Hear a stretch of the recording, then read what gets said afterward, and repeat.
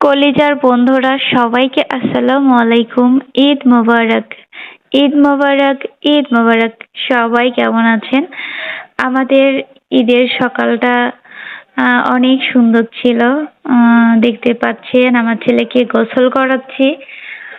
ও বলতেছিল, "আম্মু আজকে গোসলটা তুমি করাই দাও। তুমি গোসল করাইলে আমাকে অনেক ফর্সা লাগে, পরিষ্কার লাগে।" ও একা, একা খুব একটা ভালো গোসল করতে পারে না। যাই হোক আমি করাই দিচ্ছি। তারপর নামাজের জন্য রেডি হবে। এই যে একে, একে করে আমি আমার ছেলের ঈদের নতুন ড্রেস, জুতা সবকিছু আপনাদেরকে দেখাচ্ছি। ঈদের আগে দেখাতে চেয়েছিলাম, ছেলে বলতেছে, "আম্মু পুরাতন হয়ে যাবে, থাক।" এই যে আমার ছেলের ঈদের নতুন পাঞ্জাবি নামাজের জন্য রেডি হচ্ছে দেখেন। এত বড় ছেলেটাকে আবার গোসল করাতে হয়। চিন্তা করেন, শুধু গোসল না, খাওয়াতেও হয়।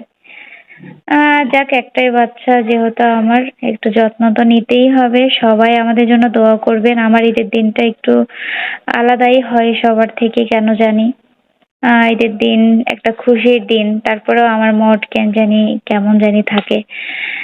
তারপরেও ছেলের জন্য হ্যাপি থাকতে হয়। সবাই আমাদের জন্য দোয়া করবেন। আল্লাহ হাফেজ।